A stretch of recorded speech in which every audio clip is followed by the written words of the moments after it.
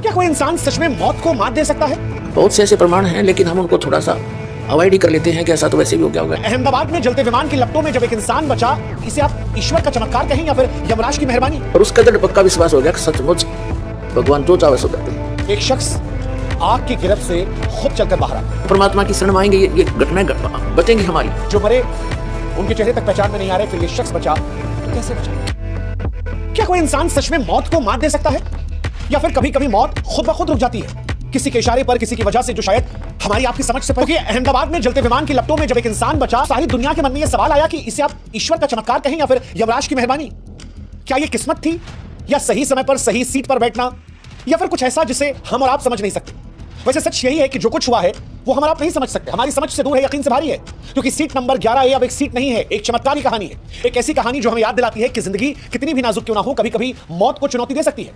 क्योंकि अहमदाबाद में आसमान से जब एक विमान का जलता हुआ मलबा गिरता है, तब 241 जिंदगियां राख में तब्दील हो जाती हैं। उनकी पहचान के लिए चेहरे तक नहीं बचे थे, उनकी लाशों को डीएनए टेस्ट करके पहचाना जा रहा है। लेकिन तब एक शख्स आग की गिरफ्त से खुद चलकर बाहर। उस शख्स से कपड़े झुलसे हुए होते हैं, सांसें धुएं में उलझी हुई होती हैं, शरीर में खरोच होती है, पर वो जिंदा रहता है। उस फ्लाइट से जहां पर 241 लोग जलकर स्वाहा हो गए, राख हो गए, जिनके शव भी उठाए गए तो वो इस कदर भयावह थे कि जिनको देखकर रूह कांप जाए। लेकिन तब वो शख्स पैदल चलकर निकलता है।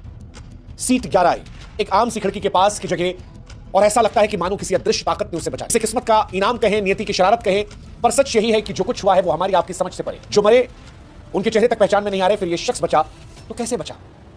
क्या मौत का बुलावा कोई टाल सकता है? क्या लिखी हुई तकदीर कोई मिटा सकता है? क्या यह संयोग था कि वो उस वक्त वहां था? क्या ऐसा हो सकता है कि मौत ने पुकारा और किसी ने फुसफुसा कर उससे कहा कि मानो अभी नहीं, अभी तुम्हें और जीना है? क्योंकि 241 जिंदगियों में जिंदगी ने सिर्फ एक शख्स को चुना, और यही सवाल होता है कि क्यों चुना? 11A सीट पर बैठा शख्स कैसे बच गया? ये पहेली है, और इस पहेली को इस वीडियो में हम समझने की कोशिश करेंगे। ये एक जलता हुआ अध्याय है जो राख में दबे इकलौते फूल की खुशबू की तरह जिंदा है। ये कहानी उस रहस्य की है जो किसी ब्लैक बॉक्स में नहीं, बल्कि बची हुई उस सांस में छिपी है जो मौत के मुंह से बाहर आ गया। इससे पहले कि हम इस बात की जानकारी आपको दें कि ये शख्स कैसे बचा, कहानी इसलिए भी हैरान करती है क्योंकि फ्लाइट के उड़ने के 59 सेकंड के बाद ही यह हादसा हुआ, और 59 सेकंड सोचने समझने के लिए बहुत कम होता है। इसे चमत्कार कह रही है कि क्या ईश्वर ने खुद कान में फुसफुसा कर उन्हें छोड़ दिया कि जाओ अभी नहीं? विश्वास कहते हैं कि 30 सेकंड फ्लाइट उड़ती है, उसके बाद धमाका होता है। वो कहते हैं मैं गिर पड़ा, चारों तरफ चीख पुकार थी, जब होश आया तो दिखाई पड़ा चारों तरफ लाशें थी। वो कहते हैं मुझे नहीं पता मैं कैसे बाहर निकला, मुझे नहीं पता कि कैसे मलबे से खींचा गया एम्बुलेंस से पहुंचा, ये सब कुछ इतना जल्दी हुआ कि मुझे कुछ नहीं पता। दोस्तों, आप अभी देखें शुभांकर मिश्रा जी का ये वीडियो क्लिप। अब सुनते हैं संत रामपाल जी महाराज का आध्यात्मिक विचार। पर उसका दृढ़ पक्का विश्वास हो गया कि सचमुच भगवान जो चाहे की घटना हमारे गिल घटा करेंगी, क्योंकि भगवान ऐसा ही काम करता है। अपने जन के लिए कहते 100 साल सीधर मैं करूं, अपने जन के काज मेरे पर विश्वास तो करके देखो। एक प्रमाण है कि एक संत परमात्मा कबीर जी का भक्त था, परिवार बड़ा हो गया, उसमें सेटिंग हुई नहीं उसमें, क्योंकि और लोग मानते नहीं थे, वो अकेला ही मालिक का बच्चा था, घर में भक्ति बन नहीं पा रही थी। उसने जाके एक अन्य स्थान पर वहाँ जल का देख कर व्यवस्था सी, वहाँ से फल फूल लावे तोड़ के खावे और अपना भक्ति करे, दिन रात साधना कर रहा था।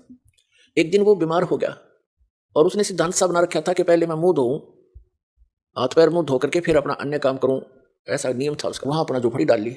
जब तक वो हाथ पैर मुंह कुरला वगैरह ना कर लेता था तो अपना नियम बना रखा था, बाकी जैसा भी तो वो अन्य कार्य नहीं करता था, कुछ आहार भी नहीं करता। एक बार बीमार हो गया, 3 दिन का उसका कार्य था। मैं असमर्थ हो गया और उसको नीचे जाकर के, काफी नीचे, पहाड़ से नीचे उतर कर ऐसे ऐसे घूमकर तालाब में जाना पड़ता था, वहाँ हाथ पैर मुंह धोता था, स्नान करता था। लेकिन वो ऐसा नहीं कर पाया तो उसने बहुत चिंता बनी और कसक के साथ मालिक को याद किया, है परमात्मा, आज तक आपने इस दास को कभी भी ऐसे नहीं रहने दिया, आज मैं विवश हो गया और मैं हाथ पैर मुंह नहीं धो सकता, मैं कुछ खाऊं भी नहीं का।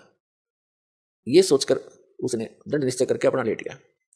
1 दिन बीता, 2 दिन बीता, 3 दिन, तीसरे दिन देखा परमात्मा ने कि शायद ये अठी आदमी पर भगत सच्चा है, बाकी इस तरह की आंट लानी नहीं सी भगत ने। फिर इतना पानी बरसा दिया, कुछ ही समय में पूरी पृथ्वी पर जल हो गया। वहां जल तभी पहुंच सकता था जब पूरी पृथ्वी पर 200, 300 फुट पानी खड़ा हो जाए।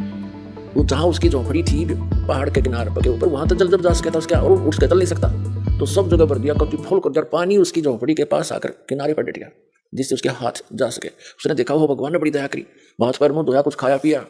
खाने पीने के बाद उसकी चेतना ठीक हुई, उसने देखा सारा जल ही जल। बोले फिर वो रोने लगा दूसरी तरफ से, भगवान मुझे नीच के कारण सारी दुनिया तुम्हारी मर गई, हे परमात्मा मैं पाप का भागी बन गया था, अब मुझे जिया नहीं जाएगा, ये पाप देखा नहीं जाएगा। फिर वो दूसरी तरफ से रोने लग गया। 2 सेकंड के बाद परमात्मा ने क्या कर दिया, एज इट इज, जो जहां भी काम कर रहा था, जैसे परिवार था, न्यू का न्यू, और पानी के आसपास की निशान भी नहीं, और वो छक्या बैठा, किसी को आभास भी नहीं होने दिया, और उसका पेट भर दिया। तब आकाशवाणी करी के भक्त, दारी मेरे संत की वो से मिले ना अंश, और भला बुरा बात नहीं।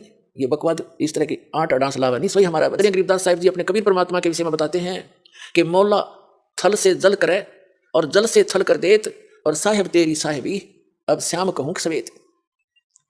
क्या बताते हैं कि वो मौला कबीर परमात्मा पूरी पृथ्वी पर एक सेकंड में जल जल भर दे और दूसरी सेकंड में वैसा ही कर दे, उसी तरह जैसे जो जहां बैठा था एज इट इज, पूरा स्वस्थ परिवार सारा काम नो का नो कर सकता है। वो परमात्मा इतना समर्थ है। फिर कहते हैं कि हे साहिब तेरी साहिबी, हे परमात्मा आपकी लीला को अब श्याम कहूं सवेत।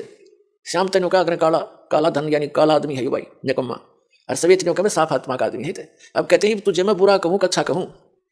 कहते हैं मौला थल से जल करे और जल से फिर थल कर देत, फिर उसा कर दिया उसने सब कुछ मिटा दिया और फिर जो का चो बना दिया। नो कहे साहिब तेरी साहिबी, ये परमात्मा तेरी लीला ने ये काली कहूं सफेद, तेना बुरा बताऊं अच्छा। यानी ये परमात्मा वो समर्थ है कि तू गलत कर ही नहीं सकता। अगर तेरे पर कोई निश्चय करके रहता है तो 100 आपत्तियां आती दिखेंगी, ऐसे फेंक देगा ठाके कि तो खोज ही नहीं मिलेंगी।